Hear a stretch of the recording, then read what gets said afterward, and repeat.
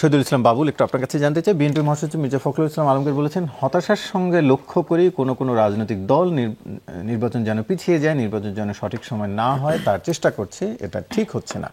আমরা দেখলাম গেল দুই দিন ধরে প্রধান উপদেষ্টার সাথে সাক্ষাতে সব দলই তো এক ধরনের নির্বাচনমুখী কথা বলেছেন, উপদেষ্টা পুনর্বহালের কথা বলছেন, তাহলে আবার কারা সেটি নির্বাচন 3 মাস 3.5 মাস বাকি প্রধান উপদেষ্টার ঘোষণা মতো। সেই সময় আপনি পিআর এর দাবিতে রাস্তায় আন্দোলন করছেন, এই দাবিতে আন্দোলন করছেন, দিনের পর দিন বসে আপনি কথা বললেন, দিনের পর দিন 1 মাসেরও বেশি, মানে থ্রোলি আপনি নির্দিষ্টভাবে এনগেজড হয়ে আলোচনা করেছেন। এখন আপনার যে বিষয়ে সংস্কার কমিশনের এখতিয়ার নাই সেটা নিয়ে আপনি এখন রাস্তায় হঠাৎ আন্দোলন করছেন।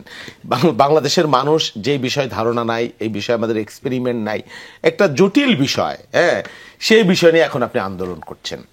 তারপরে আবার আপনি বলছেন যে কি আর একটা তাদের যে জামাতের আরো মানে গণভোট, আরে ভাই 3 মাসের মধ্যে একটা নির্বাচন, তার মাঝখানে আর একটা গণভোট, বাংলাদেশের আর্থ সামাজিক বাস্তবতা প্রিপারেশন, সেই প্রিপারেশন বাংলাদেশের আছে, এগুলোর কি মিনিং? মানে নির্বাচন বাধাগ্রস্ত করা শিডিউল টাইমে। এখন টোটাল জাতি, টোটাল পলিটিক্যাল পার্টির একটা মাত্র কনসেন্ট্রেশন হওয়ার দরকার, জাতীয় নির্বাচন। সেটা না করে আপনি রাজপথে আন্দোলন জমাবেন, আবার একদিকে ডাবল স্ট্যান্ডার্ড, আপনি প্রার্থী ঘোষণা করে মাঠে নামাই দিয়েছেন 300 আসনে, আবার পিআরের কথা যদি আপনি মিন করে বলেন, তাহলে আপনি 300 আসনের প্রার্থী কি কারণে ঘোষণা করেছেন? এই যে ডাবল স্ট্যান্ডার্ড পলিটিক্স, এটা একটা মানে কি মনে হচ্ছে যে এর মধ্যে একটা কিন্তু আছে, বা এর পিছনে ওই যে কি বলে যে আপনার ওই ডালমেকুস কালাহায়, এর পিছনে একটা ষড়যন্ত্র আছে, এটা দৃশ্যমান হচ্ছে ক্রমেই। না হলে এই নির্বাচনকে সামনে রেখে এত আলোচনার পরে এত মানে বাংলাদেশের রাজনীতির ইতিহাসে 54 বছরে তো এত চমৎকার পরিবেশে কখনো সমস্ত রাজনৈতিক দল আলোচনা করেনি, এবং এতগুলো বিষয় ঐক্যমত্য হয়েছে, মানে এটা তো নজিরবিহীন একটা ঘটনা।